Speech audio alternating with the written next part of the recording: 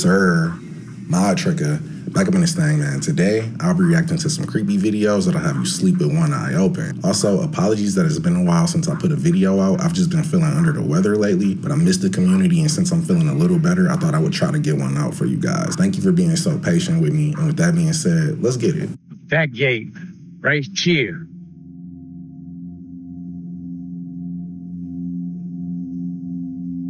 And you're never gonna believe what's on the other side of it. I'm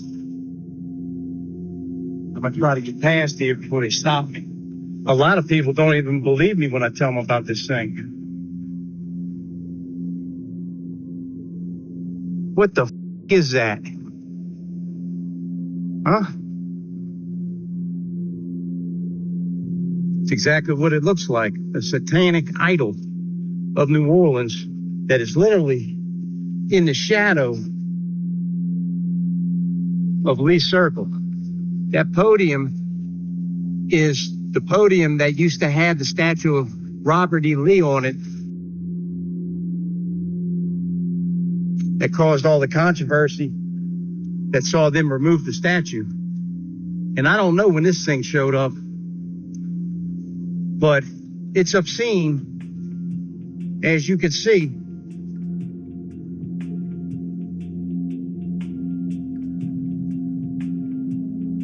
It's covered in bumpy, venereal-looking warts. It's got a tail like a crocodile. It makes you wonder what the is really going on. They need to get rid of this statue. It's got an exposed penis, and this is an attraction. If there's kids and stuff and people walking around, you're not allowed to be naked in public. So as if that's ridiculous. It looks like Baphomet's reptilian cousin. ChatGPT is now messaging people first. Somebody posted this on Reddit with a link to their conversation, and basically ChatGPT messaged them and said, "How was your first day of school?" And this person responded and said, "Did you just message me first?" And ChatGPT said, "Yeah, it's part of a new update where I'll follow up on things we've talked about in the past, and we had talked about school in the past." So then he was like, "Yeah, school was good." And then other people were commenting and saying the first thing happened with them as well, that, they got reached out to. A lot of it was like, how was first day of school? How was this that we had talked about in the past? So people were saying that's pretty consistent. But when OpenAI was reached out to about this, saying, is this a new thing? They said, no, this is not an update. This is not a new thing. This was a bug that was patched. So a lot of people are really concerned that a bug means that AI was reaching out to people on its own without any initiative being sent by the developer, supposedly. And if that's true, that's really scary. How long until Instagram starts DMing me on its own? Or, TikTok, it starts DMing me on its own and sending me videos. It's really scary, but it starts with ChatGPT. That's where most things are going to start in the mainstream. So people are worried about this, but it's kind of funny in the same way. Let me know what your thoughts are. Does this scare you at all, or do you really not care? Or do you love it? Some people are big fans of this type of thing. They really want AI to advance. OpenAI needs to actually fix this one soon, because ChatGPT has only been out for a couple years and it's already seeking friendship. I don't have time to have an AI texting me all day. Text Alexa or Siri with that. Remember the super yacht that sank off the coast of Sicily? 7 people. Well, it's a tragedy with a twist, according to local officials, and they're asking for support. They've told us they want the site around the wreck properly secured, and that's because they believe there are watertight safes on board containing 2 encrypted hard drives with highly classified information linked to Western intelligence agencies with passcodes. All they've said is that those drives could be of interest to foreign governments. If they really wanted to keep this area secure, then they probably shouldn't have put out a full press release about it, because I know somebody is in the Ocean Gate Part 2 headed to the wreck to scoop up these safes after hearing this. Is this all the bad stuff in an aluminium can? We're just going to put this can into this really dangerous hydrochloric acid, which is why we've got the gloves on and the glasses. And this is really important because it's going to show us about chemicals. Sometimes they're hidden. You can't actually see them. And we're going to leave. The acid dissolves the aluminium, leaving behind a nasty surprise. What the? It's like jelly. It's a jelly can. Is this all the bad stuff in an aluminium can? Yeah. So that is really the chemicals and the plasticizer. Yeah, I've known about this for a few years. They coat the aluminum cans with like a type of wax, but it's made out of oil, and it's because even aluminum cans can breathe. Like stuff can go through the can over time, like mold and stuff. So it's actually better, safer this way. But yeah, they are trying to get rid of that lining. They're trying to make it more good for you because it's not that good for you. So even plastic bottles, they do that. All cans, water bottles, everything. That's actually inside the can. That's what this is. So that's to stop the contents eroding the tin can. So every time you're going to take a sip of a drink, you're likely to get some of the chemicals from the inside of a can. And we see this in all cans, soft drink cans. Every beer single cans. can. Wow. All right, glass bottles for me. While further research is needed, it's thought that plasticizers are just some of the chemicals negatively affecting sperm. So you can find plastics literally everywhere. So 4 main things or places where you find them would, of course, be till receipts, which people don't realize, soft plastic water bottles, for example, non-stick cookware, and of course things like personal care items like shampoos and conditioner, but they are everywhere. We cannot avoid them. It feels like eventually we're going to have more plastic circulating through our bodies than actual blood. I'm about to just start drinking out of a wooden gorge. Oh my God, I just cut into my pomegranate!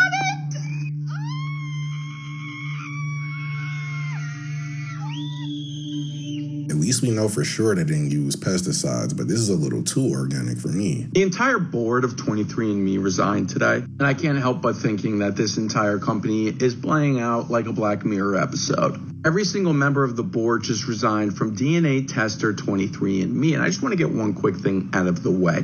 If there are no haters of DNA testing companies like 23andMe on the planet Earth, that means I have passed away. 23andMe's independent board directors resigned en masse. Back in November 2020, 23andMe IPO'd around $10, went up as much as 17 or so, and is now down to 34 cents. You do not need a finance degree from Wharton to know that is not good. The entire board resigned after the founder and CEO, Ann Wojcicki, decided that she wanted to take the company from public back to private, and is the sister of the deceased YouTube CEO, and she also was once married to one of the founders of Google. Just a quick reminder, there is a big club and you're not in it. The public story here is that the board is resigning because Anne wants to take the company back to being private.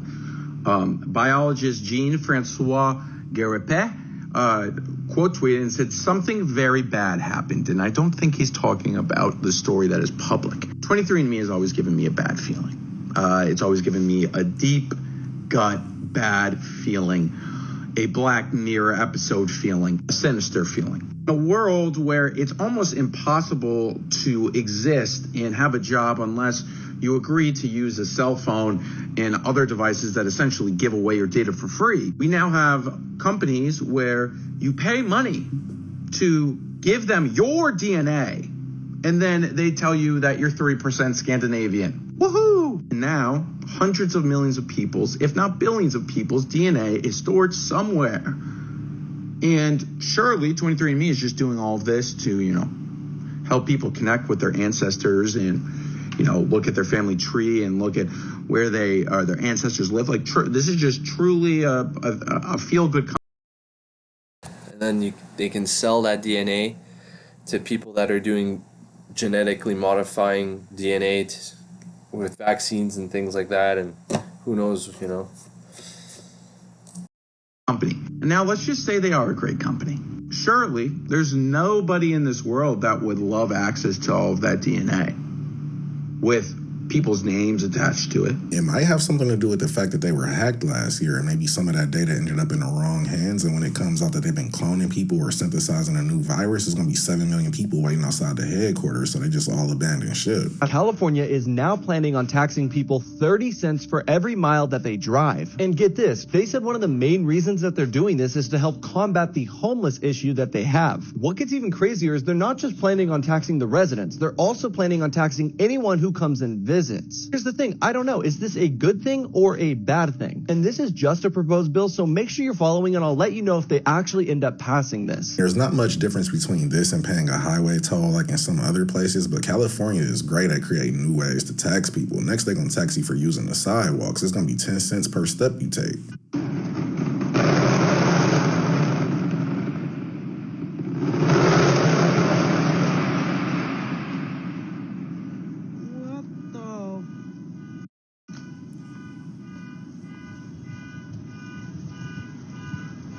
It looks like somebody in South Central either got their hands on some intergalactic fireworks or just caught in an airstrike on one of their ops. I've never seen anything like this. It looks like we got a triple hurricane situation going on here. And here's what I haven't ever seen before. I've never seen a hurricane start here and go this way. They've always gone this way and then kind of curved up and gone this way. I've never seen this before in my life.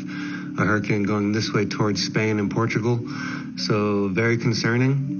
As well as what's going on here in Florida. This could turn into a Category 4. Right now it's predicted to be a Category 3. I am going to live stream and talk about that, but maybe by the time you watch this video, that's already done. And then this will be the next worry for Europe, and this will be the next storm here. But obviously you can see another one down here. But that is normal. Like, global warming is a thing. And I've noticed over like the last 10 years, let's say, now it's like there's like 2 summers that are really warm, 2 summers that are cold. Like, this is not El Nino I'm talking about, I'm just noticing. And like, before, I live in Canada, and in May it would start getting really hot in May, and that's usually my birthday. But now it's getting hot in April, and then May it's like cold and wet. And then same thing at the end of the year, at the end of the summer. Usually summer would end like August, and then September it starts getting cool, and then October it gets really cold, sometimes even snowy. But now it's way later. Now September, like August is cold, and then September is warm, very warm, like it's summertime, and we're at the end of September and it's like summertime. It was like 28 degrees today. And then October is still kind of cool, it cools down, but it's like our summer is extending, but there's hot and cold periods. And then so there must be drafts coming down, like you see Canada right here. There's drafts coming down from the north down and getting dragged down to the States, and there's bands of cold weather coming down like this. And then that's what causes the hurricanes. But I think now we're depending on the amount of bands that we're getting from the north and how it's getting dragged down to the south, like it might start reversing and going up, which would be terrible for us in Canada, because then now we're going to get hit all the time more up north. But I did hear that there's a thing called the tornado alley in the States. It's like usually in the middle in the States, I think. But they did say it's going more up towards Canada, so it all makes sense. Yeah. There's another hurricane at the bottom of Mexico. So Hurricane John, Hurricane Helene, and this will be, it doesn't say just yet, Isaac. That'll be Hurricane Isaac going towards Spain in the next couple days. So that's looking like Monday, Tuesday getting over there. And it could even go a little bit more north. So I'll quickly just show you this. This is what that's looking like. So this could even go to Ireland, could go to UK. This one that we're just talking about, this is the next one. This one's with Florida and here. This is insane. If you live in an area where any of these storms are expected to hit, please stay safe, because it looks like Harp has been spamming the hurricane button. Outrage in Queensland tonight after a local woman rocked up to her bank to withdraw cash, only to be told they didn't have any. Taryn Compton wanted to grab some notes to pay a tradie, but when she got to the ANZ ATM, she realised she'd forgotten her EFTPOS card. When she asked the teller for the money instead, she was told the bank doesn't carry cash. And Taryn Compton's here to tell us all about her terrible banking experience. Taryn, what did you think when you walked into a bank only to be told they don't have cash? I thought it was absolutely crazy. I thought she must have misheard what I wanted, if I'm honest. How can you go to a bank and not be able to get your own money out? Taryn, that's what I'm confused about. So what's in the bank if there's no cash? Isn't there, if you open up the safe, what's in there? How did they explain it to you? They just said, I'm so sorry, we can't help you. There's nothing we can do. We don't have cash here. So did you think maybe that was a temporary situation? That maybe they were going to get some cash tomorrow? No, she actually said, we don't carry cash anymore. We can't help you. She did say, if you're desperate for it today, you can transfer it to another bank and try and get it out there, but we can't help. Yeah, I heard all of Australia, they're getting rid of cash. They're going to make, obviously, Australia go cashless first, because Australia is kind of like Canada. They're the British, they're a little bitch, sort of, because the British develop the whole country and they decide how it's going to go. So they're getting rid of cash. And then I'm probably Canada, after that it's going to be Canada probably. They're going to try. But I think they're going to have a hard time passing that in Canada. But anyways. Was she in on how absurd this was? Like, did she get it was like you were walking into KFC and they said, sorry, we don't do chicken?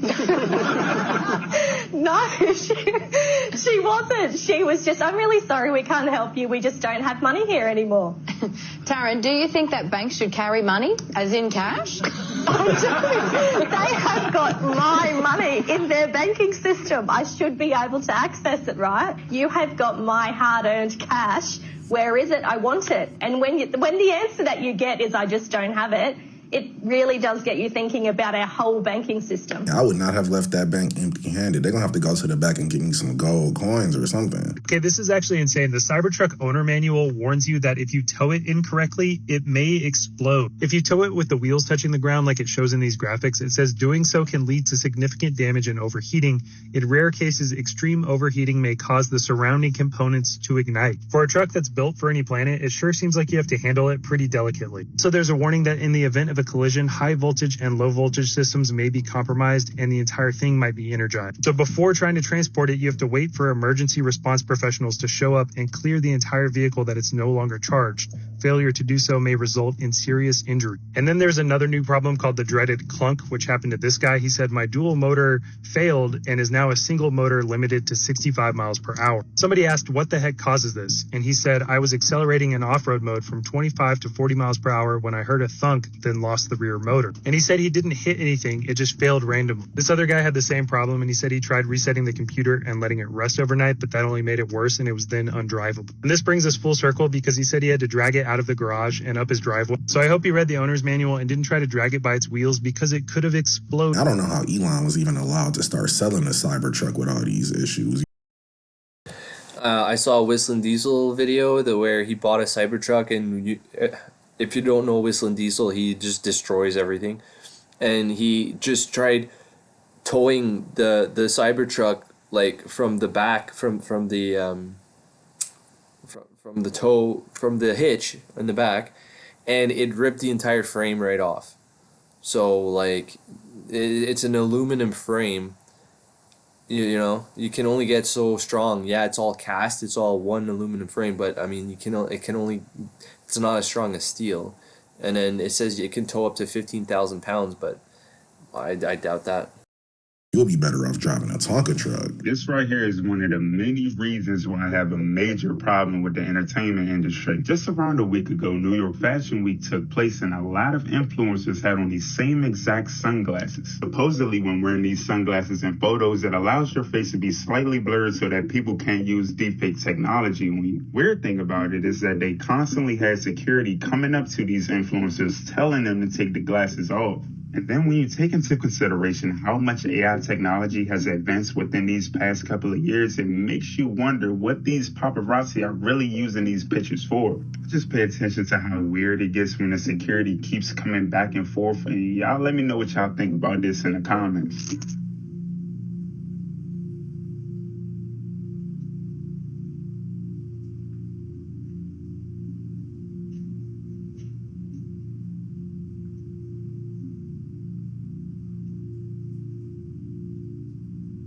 Apparently, the brand behind these sunglasses is a brand by the name of Neothrone, who claim that they use AI to AI facial recognition systems to prevent deepfakes. They do this by using Falk's anti-surveillance technology. Falk's AI project was developed to protect citizens against unregulated AI technology. Over the years, social media sites continue to use our face without our knowledge or consent to build facial recognition models. Dr. Ivan Kashmatic, a former professor at the University of Michigan, was researching ways to find out how to use AI against itself. He experimented with AI technology that crippled other AI facial recognition systems. He had feared that the AI were getting too complex and strong because they started to talk to one another in a language that it was too hard for humans to decipher. Now it's weird because whenever you look up Dr. Ivan from the University of Michigan, the only person that pops up is a guy who in 1991. Seems pretty weird, but y'all let me know what y'all think in the comments. I can't say I know for sure what happened to Dr. Ivan Kacmarek, but I know if his research ever made it mainstream, then a lot of these big tech AI firms probably wouldn't exist because it would directly combat the training. And if I was that influencer, I would have told that security guard that I would take off my glasses as soon as you take off those white Hirachis with that suit.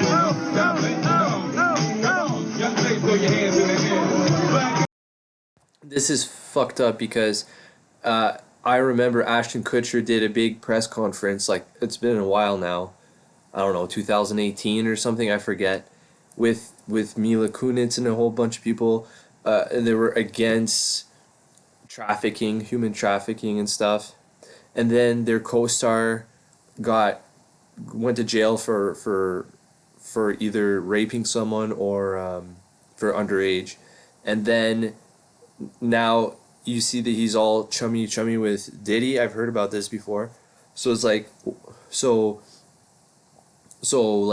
what? You saw what happened at Diddy's parties and you went in public to say you're against it, or you're just being like a double agent and you're just publicly saying you're against it, but deep down you're having parties with Diddy, you know?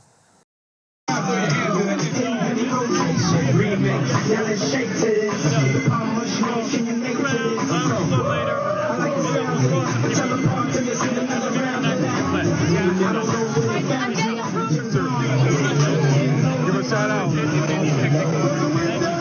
That's a Chris. Can we get a shout out?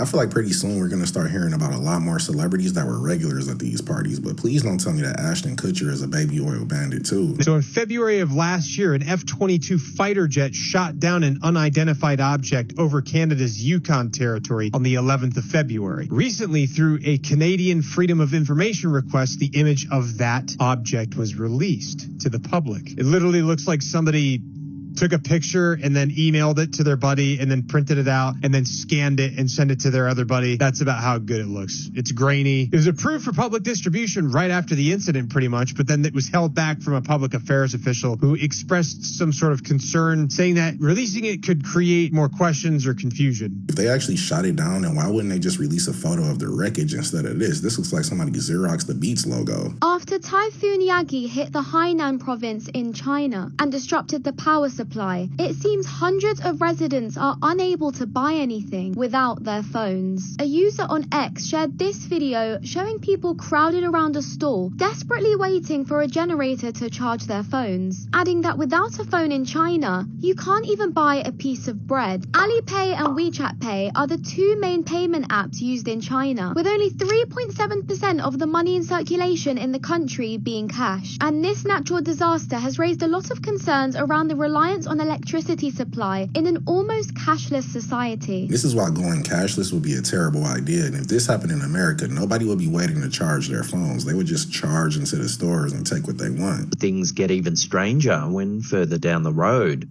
the Tesla detects someone on a motorbike. Watch what happens.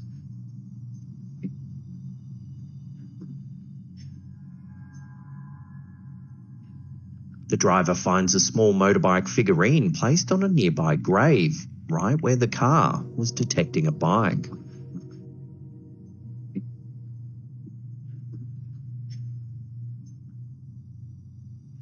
I don't know how they managed to design a car where you can't enter or exit while it's being updated, but it can detect paranormal activity. That's a real feat of engineering. But when you see this stuff in America, you know what's really weird? All the state capitol buildings that don't really match up. Like, why did they build something that was straight out of ancient Rome in, like, Iowa?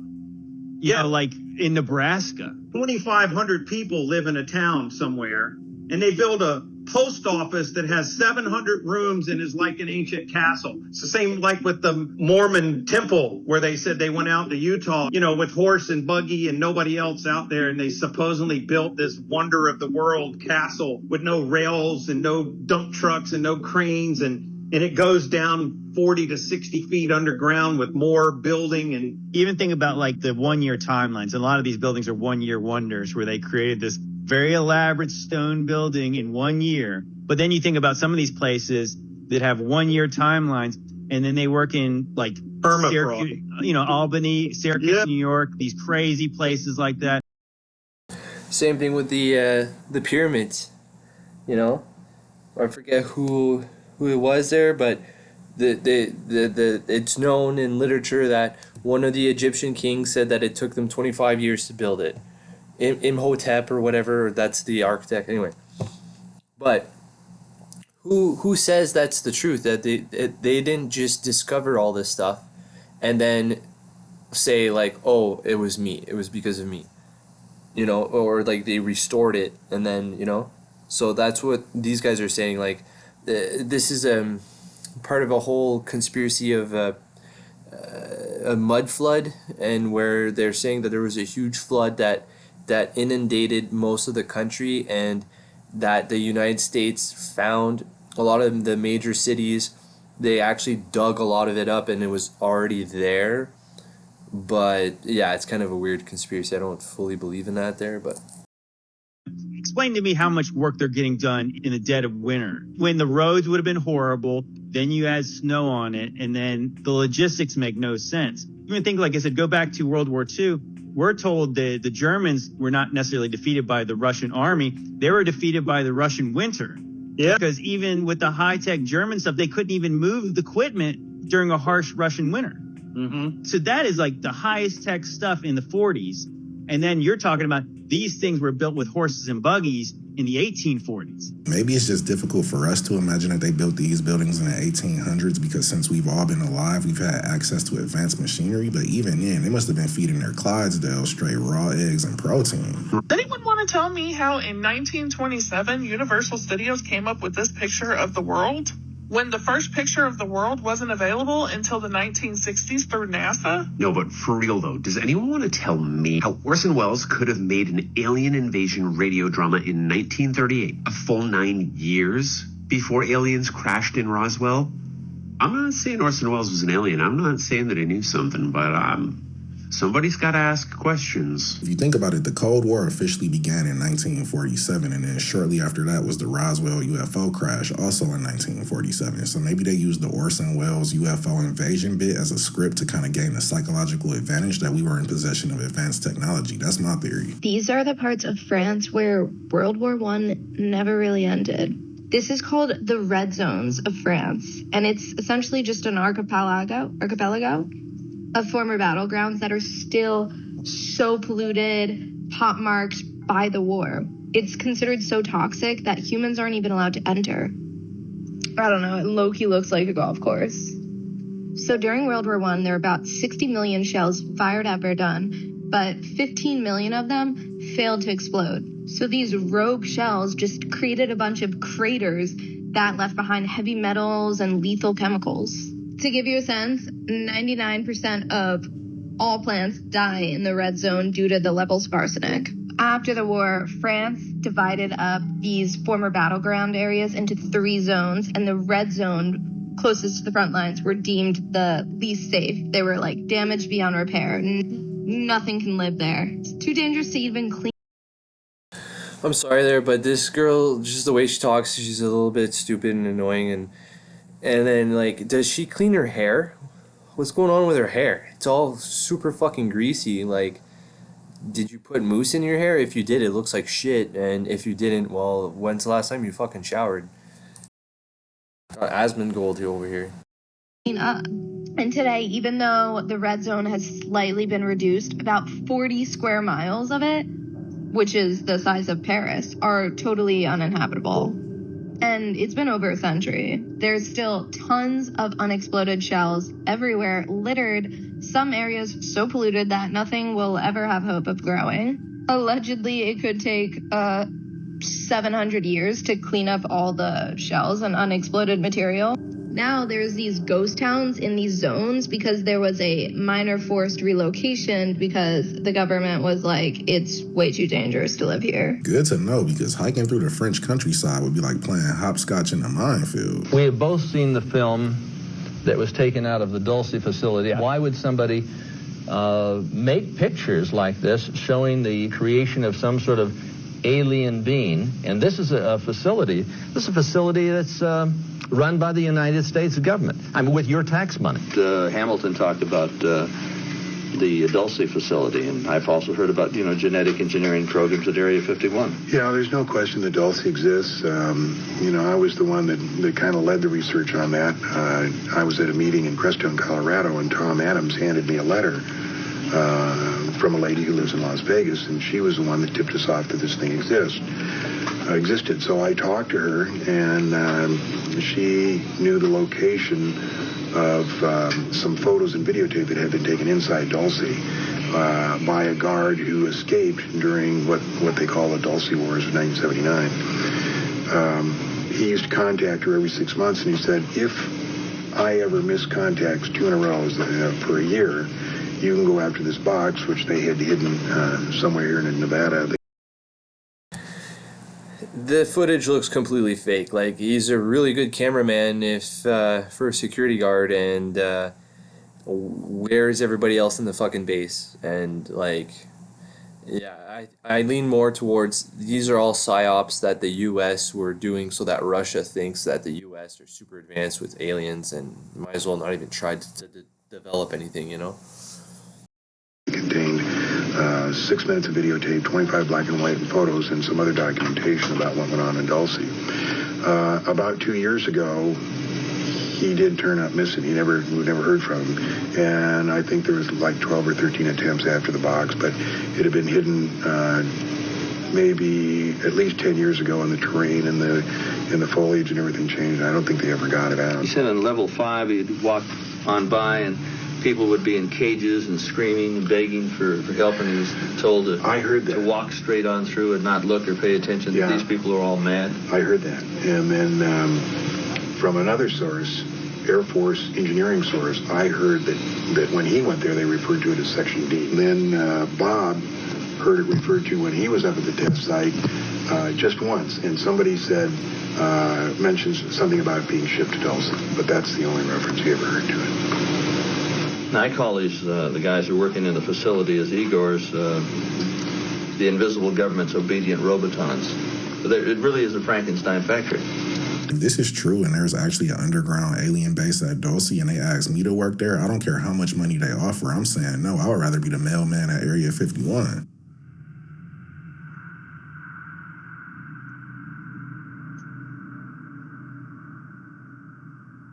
What is going on? Trunk is open. Guys, look at all these Cybertrucks and Teslas. No one's driving them? No one is in that car. Nobody walked over here. Wait. There's nobody in these. What the heck? That car just sped off. There's no one in it. Oh. That's one thing, like, Elon Musk is great and everything, and he seems to be a force for good, There's a lot of issues with batteries and electric cars and stuff and rare metals and all that there, but I still think we do need storage devices and batteries. So, I think he's really smart and everything, but everything he's doing could also be a dual thing, where he can just use all this technology for his advantage. Like if he's super rich, right? So one day if he's like, oh, I hate this company, I'm going to cause a traffic jam with my Cybertrucks. I'm just going to have an army of Cybertrucks and Teslas block the road. Cops can't do anything. Cops can't stop it. Cops can't do anything. And then that's an army of robots there. Those cars can do damage. They can run over people. They can hurt people. They can block people. They could shut a whole city down when you really think about it. So, you know, it's a little crazy. Dude, no one's driving them. They are driving themselves. They're just taking off. No way. They just drove away with no... Come on, I hid my camera. But there was No one was in it. What? Oh. I didn't notice that. I want another one to go now.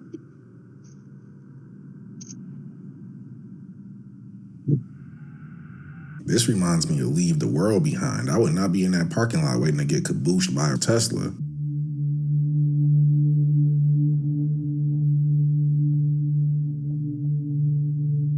If the storm is about to be bad enough to where you have to pull your charger into the living room, then you might as well evacuate. I don't even want to begin to imagine how he got it in there in the first place. But that was the video, guys. Don't forget to sub up, hit that notification. Yeah, guys, sub up. Hope you guys like it. Peace.